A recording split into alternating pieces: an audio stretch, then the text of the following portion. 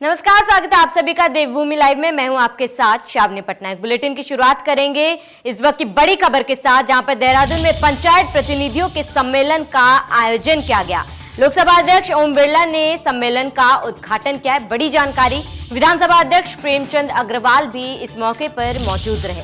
राज्य के 405 पंचायत प्रतिनिधि कार्यक्रम में शामिल किए गए। लोकसभा के कामकाज से परिचित कराने के लिए इस सम्मेलन का आयोजन किया गया। तो इस वक्त की बड़ी और अहम जानकारी से आपको रूबरू करा रहे हैं, जहां पर विधानसभा अध्यक्ष प्रेमचंद अग्रवाल भी मौजूद रहे इस बड़े मौके पर। बड़ी और अहम जानकारी, राज्य के 405 पंचायत प्रतिनिधि कार्यक्रम में शामिल हुए हैं। लोकसभा के कामकाज से परिचित कराने के लिए ये सम्मेलन का आयोजन किया गया।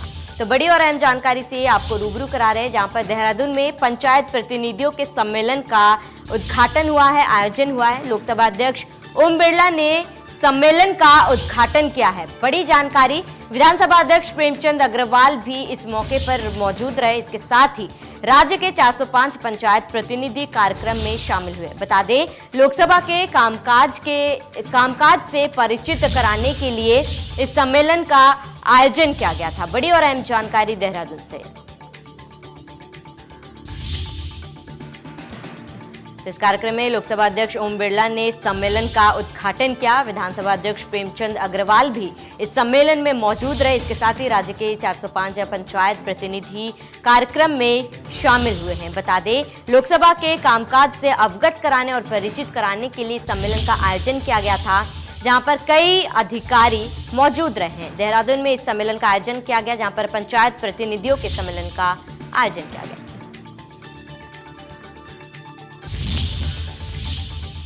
मिशन 2022 को लेकर कांग्रेस प्रदेश प्रभारी योगेंद्र यादव 3 दिवसीय कुमाऊं दौरे पर हैं। हल्द्वानी के बाद उन्होंने आज रुद्रपुर पहुंचकर कार्यकर्ताओं से मुलाकात की। उन्होंने कार्यकर्ताओं से एकजुट होते हुए कार्य करने की बात कही। योगेंद्र यादव ने कार्यकर्ताओं को संबोधित करते हुए कहा, कार्यकर्ताओं को घर घर जाकर केंद्र और राज्य सरकार की विफलताओं को गिनवाना चाहिए।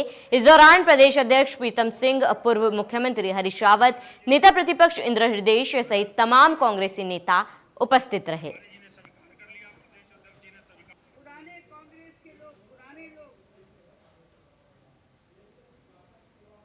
तो 2022 में विधानसभा चुनाव होने, जिसको लेकर कांग्रेस पूरी तैयारी में लग चुकी है। 3 दिवसीय कुमाऊं दौरे पर हैं, जहां पर मिशन 2022 की तैयारियों में कांग्रेस जुटी हुई है। कांग्रेस का उद्देश्य है कि घर घर जाकर केंद्र सरकार की विफलताओं को गिनाना।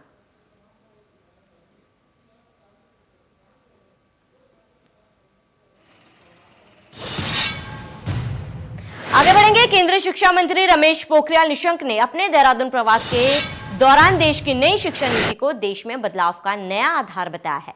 शिक्षा मंत्री ने कहा, नई नीति में कई ऐसे बदलाव किए गए जो देश में शिक्षा व्यवस्था को बदलने में कारगर साबित होंगे। निशंक ने कहा, दुनिया में हिंदी भाषा तीसरे नंबर की सबसे ज्यादा बोले जाने वाली भाषा है, जिसमें अब सरकार की नई शिक्षा भी इसे बढ़ाने वाली साबित होगी। केंद्रीय मंत्री ने कहा, कोविड काल में भारत दुनिया एकमात्र ऐसा देश रहा जिसने सुरक्षा और एहतियात के साथ साथ 33 करोड़ छात्र को ऑनलाइन प्लेटफॉर्म के जरिए शिक्षा को देने का काम किया गया।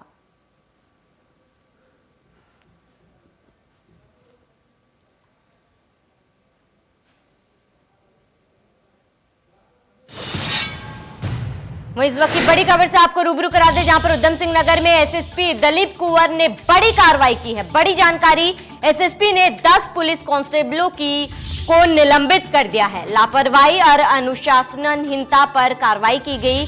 थाना आईटीआई के 8 कांस्टेबल को निलंबित कर दिया गया। ट्रांजिट कैंप के 2 कांस्टेबल को निलंबित किया गया है। बड़ी जानकारी से आपको रूबरू करा दे, जहां पर बड़ी कार्रवाई करते हुए ट्रांजिट कैंप के 2 कांस्टेबल को निलंबित कर दिया गया है। बड़ी और अहम जानकारी से आपको रूबरू करा रहे हैं। बड़ी जानकारी उधम सिंह नगर से एसएसपी दलीप कुंवर की बड़ी कार्रवाई आपको दिखा रहे हैं, जहां पर एसएसपी ने 10 पुलिस कांस्टेबलों को निलंबित कर दिया है। बड़ी जानकारी, लापरवाही और अनुशासनहीनता पर यह कार्रवाई की गई है, जहां पर 10 पुलिसकर्मियों को निलंबित किया गया।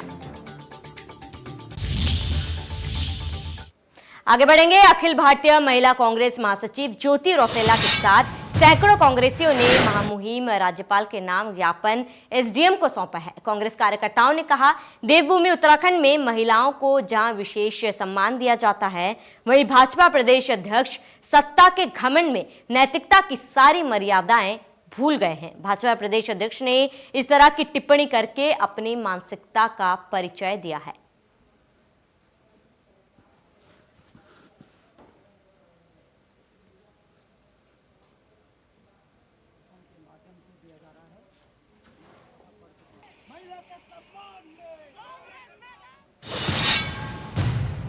खबरों में आगे बढ़ेंगे। रुड़की में कांग्रेस के प्रदेश उपाध्यक्ष धीरेन्द्र प्रताप ने भाजपा पर निशाना साधा। निशाना साधते हुए उन्होंने कहा, भाजपा प्रदेश अध्यक्ष ने जो नेता प्रतिपक्ष के बारे में अभद्र टिप्पणी की, वो निंदा करते हैं इसकी और उनसे इस्तीफे की मांग करते हैं। उन्होंने कहा, भाजपा कृषि बिल उद्योगपतियों के दबाव में किसानों पर थोपना चाहती है।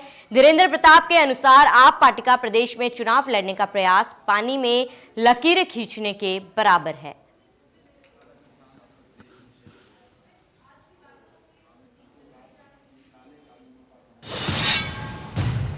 वहीं देश भर को कोविड-19 वायरस मुक्त बनाए जाने के लिए वैज्ञानिकों की खोज अब अंतिम चरण पर है। जल्द ही कोरोना वैक्सीन देश के नागरिकों को मिल जाएगी, जिसके लिए स्थानीय प्रशासन ने ट्रायल के रूप में तैयारी शुरू कर दी है। आज रुड़की की सिविल अस्पताल में भी कोरोना वैक्सीन को लेकर ड्राई रन किया गया। इस दौरान रुड़की जॉइंट मजिस्ट्रेट और अस्पताल के सीएमएस मौजूद रहे। बता दें, सीएमएस ने कहा कि ड्राई रन के जरिए व्यवस्था की जांच की गई ताकि आने वाले समय में किसी परेशानियों का सामना ना करना पड़े। आज गवर्नमेंट ऑफ इंडिया की तरफ से 700 से अधिक जिलों के अंदर जो कोविड की वैक्सीन लगी जानी है, उसका ड्राई रन किया जा रहा है कि कहीं पे कोई हडल तो नहीं आ रहा, सारी चीज़ें अपनी पूरी तरह से व्यवस्थित है या नहीं है। उसके लिए यहाँ पे आज ड्राई रन की प्रैक्टिस की गई थी। तो उसी संबंध में जॉइंट मजिस्ट्रेट ने आकर यहाँ पर व्यवस्था देखी थी और अपना संतोष जताया। सर, इससे कितना लाभ मिलेगा लोगों को? इससे बहुत लाभ मिलेगा। आप ये मान के चलिए, जिस वैक्सीन के लिए पूरा वर्ल्ड पूछ रहा है कि कब मिलेगी, वो हमारे लिए बहुत बड़ी एक उपलब्धि है देश के लिए। और यहाँ के साइंटिस्ट को बहुत बड़ा धन्यवाद कि इतने कम समय के अंदर इतनी बेहतरीन एक वैक्सीन, 2 वैक्सीन हमारी बना के दे दी हैं और दोनों वैक्सीन को पास हो गई हैं। वहीं उत्तराखंड के सभी 13 जिलों के 130 सेंटर्स में कोविड-19 वैक्सीनेशन को लेकर ड्राई रन किया जा रहा है। ड्राई रन को लेकर उत्तराखंड के स्वास्थ्य सचिव अमित नेगी का कहना है कि सभी हेल्थ वर्कर्स के लिए ड्राई रन बहुत जरूरी है, क्योंकि जब वो बेहतर तरीके से ट्रेनिंग लेंगे, सभी आम जनता को इसका ज्यादा से ज्यादा फायदा मिल पाएगा। स्वास्थ्य सचिव का कहना है कि सभी 130 सेंटर्स में हर सेंटर में 25 वर्कर को कोविड-19 वैक्सीनेशन किया गया है, जहां पर स्वास्थ्य सचिव का कहना है कि अभी केंद्र के वैक्सीनेशन की तारीख की जानकारी नहीं दी गई है। बिल्कुल ठीक कह रहे हैं। वैक्सीनेशन कोविड को लेकर थोड़ा सा ऑब्वियसली सभी जगह में हर प्रकार की भ्रांतियां थी। हालांकि आप देख रहे होंगे स्टेट गवर्नमेंट में सब्सटेंशियली कोविड कंट्रोल भी है और अक्रॉस द कंट्री भी काफी हद तक कंट्रोल में आ रहा है। Even at the same time जो हमारे लोग हैं, जैसे हमारे बुजुर्ग लोग हैं, कोमॉर्बिड लोग हैं, जिनको जो ज़्यादा वनरेबल सेक्शन है सोसाइटी का, गवर्नमेंट ऑफ इंडिया भी मतलब मेरे ख्याल से इनिशियल फेजेस में जब आपके फ्रंटलाइन वर्कर्स के बाद इन्हीं को वैक्सीनेशन का प्लान बनेगा, तो उन सबको मैं कहना चाहूँगा कि आप इसमें कोई डर या चिंता की बात नहीं है। शीघ्र ही वैक्सीनेशन रोल आउट स्टार्ट होगा और कहीं ना कहीं हमारा जो मॉर्बिडिटी है या डेथ है उसको हम लोग आगे बढ़ेंगे। हल्द्वानी के लालकुआं में कोरोना वैक्सीन का ड्राई रन आज किया गया। प्रशासनिक अधिकारियों की मौजूदगी में स्वास्थ्य केंद्र में ड्राई रन आयोजित किया गया। पहले चरण में 25 आशा वर्करों का टीकाकरण किया गया। एसडीएम रुचा सिंह ने बताया कि स्वास्थ्य विभाग के साथ मिलकर सारी व्यवस्थाएं सुनिश्चित कर ली गई हैं। ड्राई रन सफल रहा है।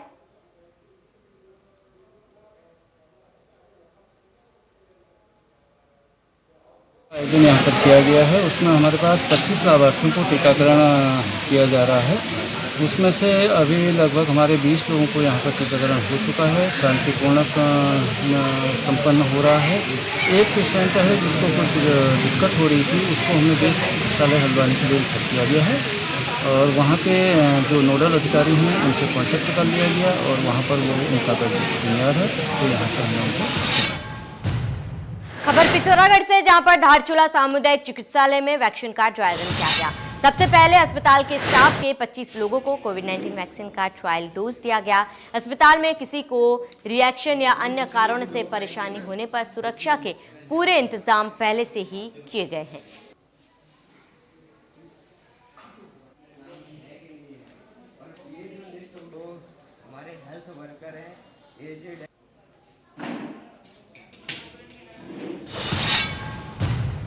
खबरों में आगे बढ़ेंगे। पशु चिकित्सालय लालकुआं जर्जर हो चुकी कई दशक पुरानी बिल्डिंग में चल रहा है, जिससे किसी भी समय होने वाली किसी बड़ी दुर्घटना से इनकार नहीं किया जा सकता। बताते चले 1957 में लालकुआं पशु चिकित्सालय अस्तित्व में आया था, जिसका कार्यक्षेत्र आसपास के इलाके में दूर तक फैला हुआ है। लेकिन मुख्य चिकित्सालय भवन में चिकित्सक कार्यालय के साथ ही अस्पताल की आवासीय कॉलोनी भी जर्जर हो चुकी है। चारों ओर झाड़ियों से घिरा आवासीय परिसर भूतहा सा प्रतीत होता है। एक और तो सरकार नित नए निर्माण कार्य करते हुए विकास को बढ़ावा दे रही है, वहीं ऐसे भवनों की अनदेखी कुछ और ही कहानी बयां करती है। जा चुका है पहले, और बजट की व्यवस्था होते ही इसको कर लिया जाएगा। थोड़ा मौसम ठीक होते ही इसको आगे से कर लिया जाएगा। अब 4-5 महीने तो मेरे को देखते देखते हो गए हैं, हालांकि भेजते हुए, और इसका प्रस्ताव बना के भेजा जा चुका है। अनुमानित खर्चा भी उनको बता दिया है, और उन्हें बताया गया है मुख्य पशु चिकित्सा अधिकारी महोदय की वजह से कि इसको जल्दी करवा लिया जाए। ये बिल्डिंग है, ये आपकी 1957 की बिल्डिंग है जब तक बनी है, जो हमारे ऑफिशियल रिकॉर्ड में है। उसके बाद से कई चेंज हुए हैं। जब ये अस्पताल खुला था 1957 के आसपास। आगे बढ़ेंगे। पहाड़ों में इन दिनों कुदरत के नित नए रूप देखने को मिल रहे हैं। कभी बारिश तो कभी धूप, कभी बादल तो कभी ओस। बात अगर नैनीताल की करें तो यहाँ बर्फबारी का इंतजार तो अभी खत्म नहीं हुआ है, लेकिन कुदरत की करिश्माई नेमत यहाँ भी अनोखे रंग बिखेर रही है। नैनीताल में नैसर्गिक सुंदरता के साथ ही बर्फबारी की चाह हर रोज हजारों पर्यटकों को खींच ला रही है।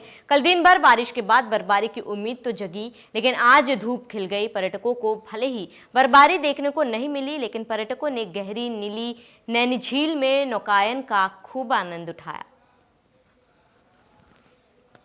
फिर मैं उसके बाद बरेली स्टे करी अपनी सिस्टर के यहाँ। उसके बाद मैं यहाँ नैनीताल घूमने आई हूँ, और कल मैंने यहाँ पर थोड़ी सी मार्केट करी थी। मौसम बारिश का था, और इसके अकॉर्डिंग लग नहीं रहा था कि हम आज कुछ शॉपिंग या माता रानी के दर्शन कर पाएंगे, मगर सुबह ऐसा अच्छा नज़ारा धूप का खिला खिला और बहुत अच्छा लग रहा है। ऐसे परसों कल तो काफ़ी बारिश रहा, बट आज का वेदर बहुत अच्छा रहा। अभी बोटिंग करी है, बहुत अच्छा व्यू लग रहा है यहाँ से सारा, और क्राउड भी काफ़ी अच्छा है, कोई प्रॉब्लम नहीं हुई है यहाँ पर। वेदर हम ये सोच के आए थे कि यहाँ हमें बर्फबारी मिलेगी या मतलब मौसम अच्छा होगा, मगर उस तरीके से यहाँ कुछ हुआ नहीं, फिर भी अच्छा। खबरों में आगे बढ़ेंगे। अखिल भारतीय किसान महासभा ने शहीद स्मारक लालकुआं में 1 दिवसीय धरना प्रदर्शन दिया है, जिसमें व्यापक पैमाने पर किसानों की भागीदारी की गई। धरने की शुरुआत किसान आंदोलन में शहीद हुए किसानों को श्रद्धांजलि अर्पित करते हुए की गई। धरने के माध्यम से मांग की गई कि मोदी सरकार तत्काल प्रभाव से किसान विरोधी कानूनों को वापस लेने के लिए संसद का आपातकालीन सत्र बुलाए, क्योंकि यह कानून असंवैधानिक तरीके से संसद से पारित किए गए हैं।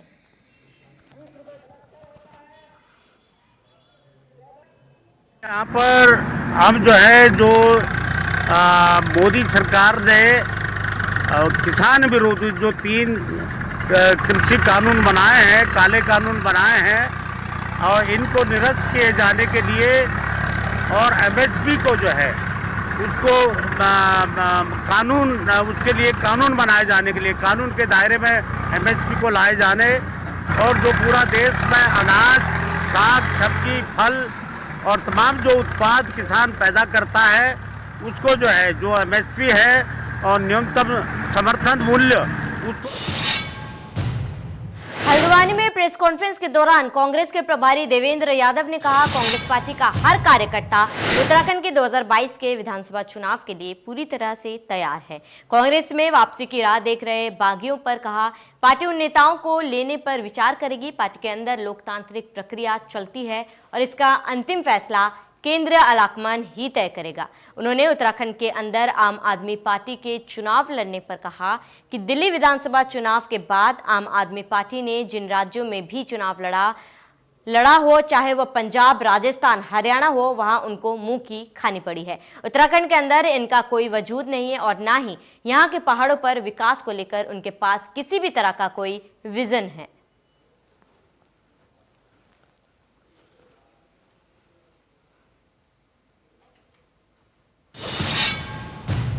वहीं हल्द्वानी से बड़ी खबर सामने आ रही है, जहां पर कांग्रेस कार्यकर्ता प्रभारी देवेंद्र यादव से नाराज हो गए हैं। बिना कार्यकर्ताओं से मुलाकात किए देवेंद्र यादव वापस निकल गए, जिसकी वजह से प्रभारी पूर्व मुख्यमंत्री हरीश रावत के समक्ष सभी ने अपनी नाराजगी जताई है। कार्यकर्ताओं ने प्रभारी देवेंद्र यादव के खिलाफ मुर्दाबाद के नारे भी लगाए। बता दें, प्रेस कॉन्फ्रेंस करके निकल गए थे कांग्रेस प्रभारी देवेंद्र यादव। बड़ी जानकारी से रूबरू करा रहे, प्रेस कॉन्फ्रेंस करके निकल गए थे कांग्रेस प्रभारी देवेंद्र यादव, जिसके बाद कार्यकर्ताओं में काफी गुस्सा देखने को मिला। कार्यकर्ताओं ने पूर्व मुख्यमंत्री हरीश रावत से इसकी शिकायत की। इसके साथ ही देवेंद्र यादव के खिलाफ मुर्दाबाद के नारे लगाए। आगे बढ़ेंगे। उत्तराखंड की पहचान देवनागरी से ही की जाती है और इस देवनागरी में महिलाओं का सम्मान सर्वप्रथम माना जाता है। और उत्तराखंड की राजनीति का भूत इतना चढ़ा कि भाजपा के प्रदेश अध्यक्ष ने कांग्रेस नेता और नेता प्रतिपक्ष के लिए अभद्र टिप्पणी कर डाली, जिससे पूरे उत्तराखंड में भूचाल ला दिया गया। भाजपा के प्रदेश अध्यक्ष बंशीधर भगत ने मंच से नेता प्रतिपक्ष इंदिरा हृदयेश के लिए घोर निंदनीय आपत्तिजनक भाषा का प्रयोग किया गया था, जिसके बाद उत्तराखंड में राजनीति कर रहे सभी पार्टियां, भाजपा, कांग्रेस, बसपा, आम आदमी पार्टी ने भाजपा के प्रदेश अध्यक्ष के बयान की निंदा की। कुछ पार्टियों के नेताओं ने उन पर मुकदमा दर्ज करने की बात कही, तो कुछ पार्टियों ने प्रदेश अध्यक्ष बंशीधर भगत से माफी मांगने की मांग की है। तो उन्हीं के पार्टी के उत्तराखंड मुख्यमंत्री त्रिवेंद्र सिंह रावत ने अपने ही प्रदेश अध्यक्ष के बयान पर नेता प्रतिपक्ष से माफी मांगी थी। भाजपा प्रदेश अध्यक्ष के इस बयान से राजनीति पार्टियां भाजपा पर निशाना साधते हुए दिखाई दे रही हैं।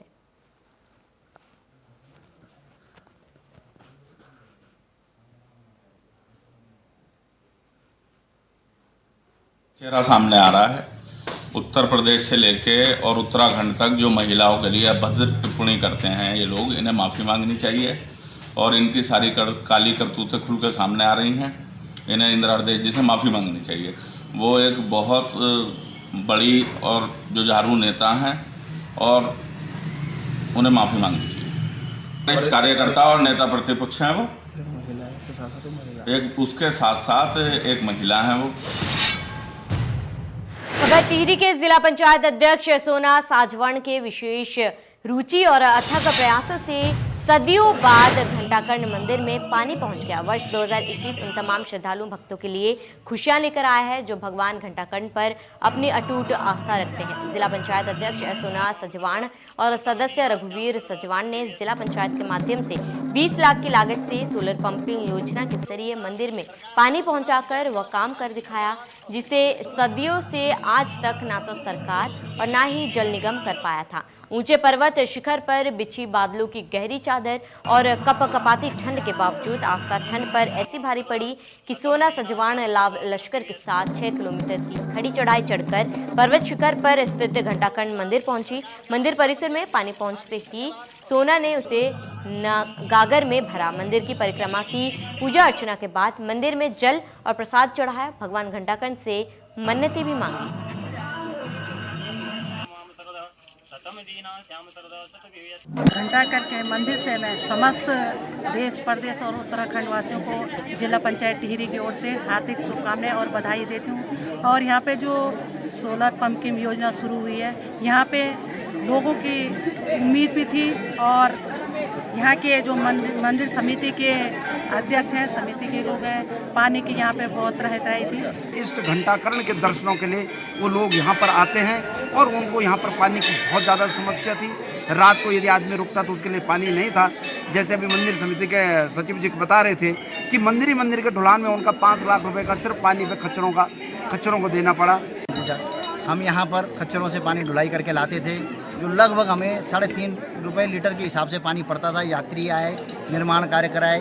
पिछले 2 सालों से हम बरसात जल संग्रहण करके पानी का कार्य चला रहे थे। पर इस समय हमारी टिहरी जिला पंचायत की माननीय अध्यक्षा श्रीमती सोना सजवान और बड़े भाई सदस्य जिला पंचायत रघुवीर सजवान के अथक प्रयासों से और ऐतिहासिक 1 महीने के समय।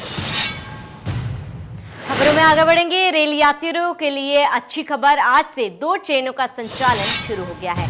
दून दिल्ली के बीच अब दिल्ली शताब्दी एक्सप्रेस चढ़ेगी।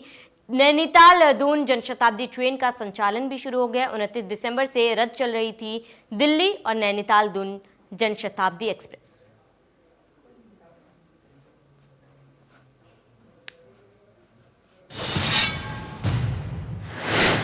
मसूरी में कोरोना संक्रमित 55 वर्षीय पुरुष की मौत। मृतक की पत्नी भी कोरोना संक्रमित पाए जाने पर आइसोलेट कर दी गई है। 55 वर्षीय पुरुष की मौत के बाद प्रशासन अलर्ट हो गई। मृतक व्यक्ति पिछले दिनों से होम आइसोलेशन पर था। देर रात को तबीयत बिगड़ने से उसकी मौत हो गई।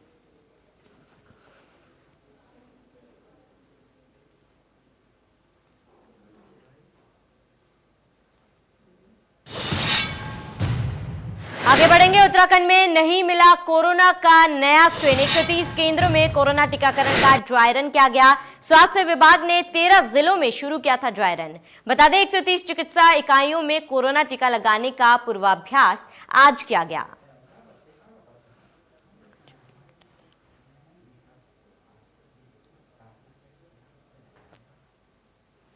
तो उत्तराखंड में कोरोना ड्राई रन आज पूरे देश में किया जा रहा है। वहीं राजधानी देहरादून में भी इसका ड्राई रन आज किया गया। हमारे साथ CMS हैं कोरोनेशन अस्पताल के, उनसे ही बात करने की कोशिश करेंगे। सर, किस तरीके का ट्रायल अब तक हुआ और किस तरीके से आप लोग देख रहे हैं इसको? इसमें हमने जो है कि मॉक ड्रिल है, जो वैक्सीनेशन की एक मॉक ड्रिल हमने करी है और अभी चालू है। अभी करीब 16 केसेस हो चुके हैं, 9 केसेस अभी बचे हुए हैं हमारे। तो इसमें किस तरह से हमें पेशेंट को हमें बेनिफिशरीज जिनको कि वैक्सीनेशन होना है उनको किस तरह से जो है उनका रजिस्ट्रेशन होना है, किस तरह से उनको हमें वैक्सीनेट करना है। उसके बाद उनको आफ्टर वैक्सीनेशन किसी एक हमारा जो कमरा ऑब्जर्वेशन है वहाँ पर हम उनको रखना है आधे घंटे के लिए। और उस दौरान हमको इस पर ध्यान देना है कि कहीं इसको कोई रिएक्शन ना हो जाए। अगर उनको किसी भी किस्म का कोई रिएक्शन या कोई उनको परेशानी होती है तो हमको उस तरह से उसका इलाज करना है। सर, एक और सवाल है, अभी तक कितने बार हो चुकी है, दूसरी बार ट्रायल हो चुका है? अगर ऐसी स्थिति में वैक्सीन के बाद किसी को किसी प्रकार की परेशानी आती है, उसके लिए स्वास्थ्य विभाग किस तरीके से तैयार है? क्या आप लोगों की तैयारी है? जी हाँ, उसके लिए हम लोग के यहाँ पर एक फिजिशियन जो होंगे वो वहाँ पर मरीज को देखेंगे। बाय द वे, अगर उसको कोई भी रिएक्शन होता है तो उसको प्राइमरी ट्रीटमेंट हमारे इसी सेंटर पे दिया जाएगा और उसके बाद इमीडिएटली एम्बुलेंस कॉल करके हम उसको हायर सेंटर के लिए, अगर उसको किसी किस्म की दिक्कतें बढ़ जाती हैं, ज़्यादा होती हैं, तो उसके लिए हमको दून हॉस्पिटल को चिन्हित किया गया है, वहाँ पर जो है हम उसको शिफ्ट कर देंगे। आज कितने लोगों का अभी तक सर ट्रायल? आज 16 लोगों का जो है हो चुका है और 9 लोगों का होना बाकी है। बहुत बहुत शुक्रिया। तो ये थे हमारे साथ कोरोनेशन अस्पताल के CMS, जिन्होंने बताया कि जो ड्राई था वो चल रहा था। और सबसे बड़ी चीज़ ये है कि न केवल उन लोगों के लिए एक स्पेशल टीम लगाई गई बल्कि एक स्पेशल रूम बनाया गया और 1 घंटे तक उस रूम में उनको रखा जाएगा जब उनको वैक्सीन लग जाएगी, ताकि ये देखा जाएगा कि आखिरकार उन्हें किसी प्रकार की दिक्कत तो नहीं हो रही। देहरादून से सुभाष कौर। इसी के साथ देवभूमि लाइव में मेरे साथ इतना ही। नमस्कार।